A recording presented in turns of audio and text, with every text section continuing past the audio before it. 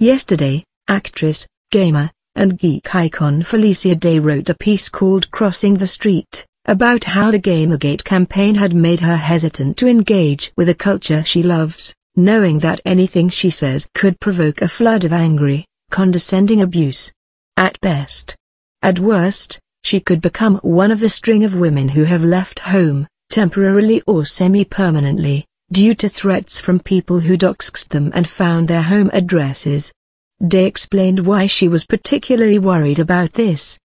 I have had stalkers and restraining orders issued in the past. I have had people show up on my doorstep when my personal information was hard to get. To have my location revealed to the world would give an entry point for any mentally ill person who was fixated on me, and allow them to show up and make good on the kind of threats I've received that make me paranoid to walk around a convention alone. I haven't been able to stomach the risk of being afraid to get out of my car in my own driveway because I've expressed an opinion that someone on the internet didn't agree with. So what did the internet do? We're not sure, but it looks like it might have doxed her.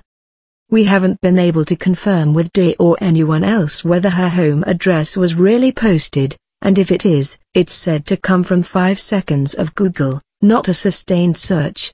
It's public domain information, hardly secret, advised poster Hiloi is in the now deleted comment. Based on the available information, this is, sadly, one of the more innocuous moments in video game-related doxing. But it's a strangely perfect example of what the self-proclaimed good parts of Gamergate, as a phenomenon, have become. For such an inch-08 movement, Gamergate has been remarkably good at keeping its brand intact. It's had some, if not a great deal of, success in getting advertisers to distance themselves from people and places it dislikes. Supporters, it's difficult to cite members of a movement based mostly around a hashtag and a handful of message boards, will say that's because it's tapped into something powerful in gamer subculture. But to some extent, it's because its loose organization and the general uncertainty of the internet means that outsiders will do its dirty work. If a harassing commenter on a post about Gamergate doesn't mention Gamergate, it has nothing to do with Gamergate. If they do mention Gamergate, it's a false flag operation or a faked screenshot. If it demonstrably isn't, they don't represent Gamergate as a whole. Any of these things could be true. But their effect is the same. One of Gamergate's critics gets shouted down, and Gamergate is shocked to hear about it. Kotaku in action, Gamergate's hub on Reddit, has made multiple threads expressing sympathy for Felicia Day and distancing itself from the apparent doxing. But the comments are shot through with reflexive defensiveness. Her whole letter was kind of heartbreaking, starts the currently top-rated comment on one post. But it's only heartbreaking because she's just the product of the kind of fear-mongering that has been pushed by people in the media, not because Day is afraid that an experience she's actually had might be repeated. Condemning attacks ends up coming off as a symbolic washing of hands, a PR move. It's so unfair that people see trolls as part of the movement, says one commenter. Being part of the movement is creating a net positive for the motives, most predominantly ethical journalism.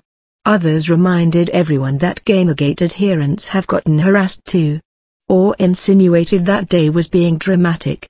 As someone on 8chan's Gamergate board puts it, shows how mentally weak she is. Nothing but a follower who does what TV tells her to do. It really shows how the oppression Olympics is in vogue. That's the premise of the doxing post itself. Look how stupid you are for worrying that someone will find you. I could find you. Gamergate supporters compare themselves as a group or gamers more generally to racial minorities, to the LGBT community, to Islam. Never mind that the movement is a 2-month-old, ostensibly fairly focused, ethics in journalism, political lobbying group. Claiming it as a blanket identity insulates it from criticism, unless the critic can prove that every single person who has ever used the hashtag is guilty. And they're not. There's no doubt that Gamergate includes misogynists, but I have no idea what the overall gender or ideological breakdown is. There are people on Kotaku in action who like Felicia Day, who genuinely believe no one deserves harassment, who want better written games journalism. They have reason to feel bad that they're associated with people they revile, and will do their best to stop harassment, even if it's only for good PR. But so much of that is twisted inward, treating people who are suffering as inconvenient speed bumps in some personal moral journey. This is a cruel instinct. It's crueler when the thing you're fighting for is comparatively so very small. Here are the most allegedly damning specific flaws that, in my time following it, Gamergate has dug up. A games journalist quoted a developer in a larger long-form piece, shortly before entering into the romantic relationship with her. Another games journalist wrote a handful of posts about, mostly free, indie games made by a roommate. Several journalists contributed small monthly payments to indie game developers. Several journalists joined a mailing list. Several journalists wrote pieces either linking to or elaborating on a pair of articles that led with the phrases "end of gamers" and "gamers are over" within a short period of time. A journalist outside the gaming press tastelessly called for bringing back bullying. A large number of things that are not games journalists, including the IGF, Reddit, and DGRA, did a variety of things that do not fit any definition of real or attempted journalism. The point isn't that I've listed every Gamergate cause, or that I've listed all the ethical concerns in games journalism. The point is that these are the faults Gamergate has managed to publicize. This is what the side of the angels looks like.